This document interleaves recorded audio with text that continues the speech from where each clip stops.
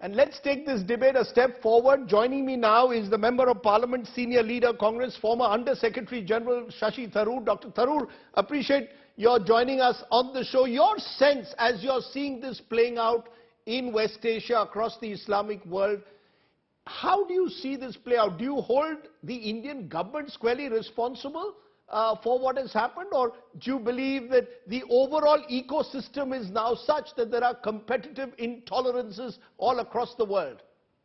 Well, let me put it very bluntly. I hold the ruling party responsible. The government of India should be larger than the political interests of the ruling party. And I don't think, for example, that my old friends in the Ministry of External Affairs are culpable of this kind of language. They know exactly what to do in their efforts to cultivate good relations with the rest of the world, including the Islamic world. In fact, the Modi government had reason to be reasonably proud, Rajdeep, of the way in which they had strengthened relations, particularly with key Gulf countries like Saudi Arabia and the UAE. But what has happened now is a colossal setback, because they have operated on the slightly silly assumption that what is said in India stays in India. It doesn't work that way. That what is said in India, the polarization that seems to serve the political interests of the BJP, that is very much heard around the world. We already had a couple of unpleasant incidents in 2019 when there was a bit of a backlash in the Gulf countries. It was very quickly contained, and certainly it wasn't as grievous as an insult to the Prophet Muhammad.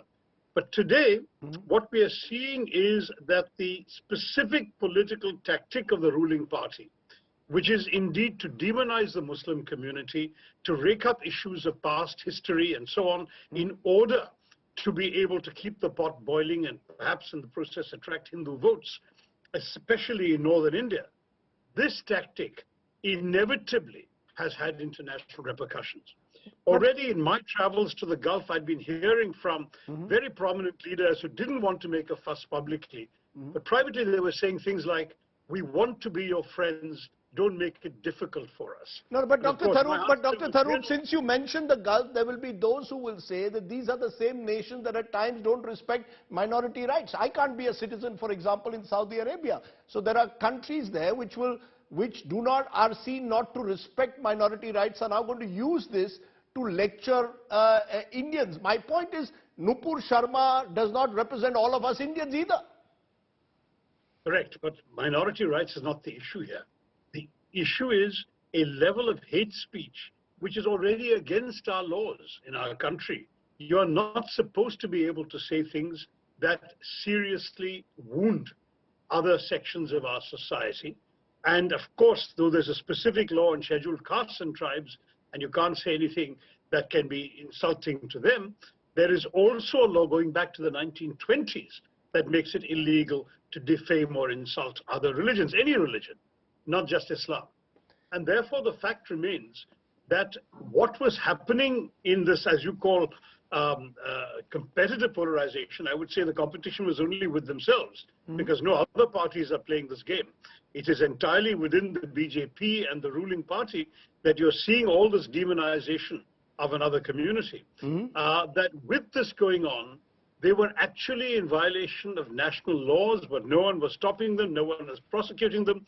The authorities were turning a blind eye. And we've heard other examples of hate speech within our domestic politics that, because they had no international resonance, never came back to bite the government on the foot. But finally, you had one statement which clearly was beyond the pale for Muslims around the world to take. But what about anyway saying, what about those countries? We are not those countries. We are a democracy, as the statement by the Kuwaiti minister very correctly pointed out. India used to have a very good reputation around the world as a country that celebrates diversity and welcomes people of all faiths. What happened to that India? I mean, this is the concern that many of our friends have been expressing quietly, and now finally they've expressed it publicly. No, but as you yourself said at the very outset, the Modi government has invested a lot of its political capital in building relations with countries in the Gulf and in West Asia. Are you saying that all of that is compromised by one statement? Surely our relationship does not stand on such weak foundations. No, I'm not saying that, but I am saying that this has been an extremely important wake-up call for the government, that our domestic rhetoric could seriously undermine a relationship that they've invested a lot of time and trouble to cultivate and strengthen, a relationship that affects trade relations, our energy security, our geopolitical security, our counter-terrorism work, as well as looks after the well-being of millions of our citizens who work in those countries. This is a very high-stake relationship for India. You don't go around insulting something that those people simply cannot stand. It's a commonsensical thing. Any of the Indians of any faith working in those countries would have told you that. Any Indian diplomat posted in those countries would have told you that. But these tone-deaf rhetoricians of political parties, and one particular political party, to put it very bluntly, don't seem to have appreciated what's at stake. They feel that they can say anything they like because they get a free pass from the authorities in this country. And to that degree, our government is culpable in not cracking the whip much sooner. You know, I want to repeat to our audience, unfortunately, the BJP has been unwilling to speak out and come on the program and defend its position on the show. But in conclusion, Dr. Tharoor, going ahead, do you believe that this is in a way a turning point, a message to all the hate mongers, whichever side of the divide they may be, whichever community they may belong to, that while you may get traction within India at times for some of the remarks you make, while your videos may go viral, while television channels may get TRPs from some of these hate videos, at the end of the day, we need to recognize that there is a world beyond winning an election or two in this country, or winning a TRP war or getting more clickbaits. Absolutely right. We have to understand there are very big things at stake. We have a role in the world as a serious player, and we have interests in the world that actually affect the well-being of our citizens and our country. Not just the citizens working there. Energy security and geopolitical security and terrorism are important to us living in this country. And therefore, it's extremely important that due sensitivity be shown. It's been very clear to many of us that our hate speech and our political rhetoric has gone beyond anything that's acceptable.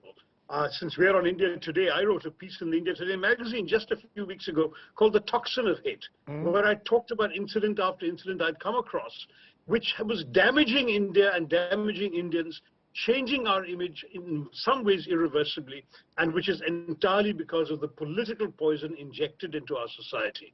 For God's sake, let this be a wake-up call to stop this nonsense. Let's get back to being the India we always were.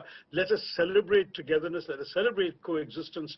Let us not waste ourselves and our futures in this kind of absolutely negative talk. Well, since you've written also why I'm a Hindu, let me also ask you this. There will be those today who will say, look, Hinduism by its nature is tolerant and accommodative. There has been a tendency to pander to Islamists in this country, and therefore there's a sense of Hindu grievance, anger pent up. When someone, for example, puts out a tweet of the Bhabha Atomic Research Center, likens it to a shivling, then Hindus do not erupt in anger, but Islamists react in anger. How would you respond to that? Do you believe, in a sense, that there is an argument to be made there? Listen, condemning communalism as I do applies to communalism of all faiths. I have as little patience for fanatics of Islam or any other religion as I do for fanatics and extremists of my own religion. I believe that these people, when they claim to be speaking for Hinduism, are doing a disservice to the Hinduism I knew and grew up in and that I'm proud to practice. I believe in Swami Vivekananda's understanding that Hinduism teaches us all the acceptance of difference, much more than tolerance. We accept the differences we have with others and others have with us. That is our great strength. These people are betraying Hinduism in the name of Hindutva, and they need to stop.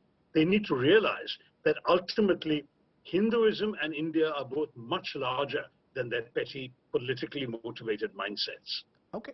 Let me leave it there, Dr. Tharoor. As always, a pleasure talking to you. Thanks very much. I see you don't have a fringe cut of a kind that I had, so you're very much part of the mainstream. I probably, with my new fringe cut, am looking more like the fringe. Thanks very much, though, for joining me here on the news today. No fringe elements on your shows, Rajdeep. I'm afraid so. Thank you very you. much.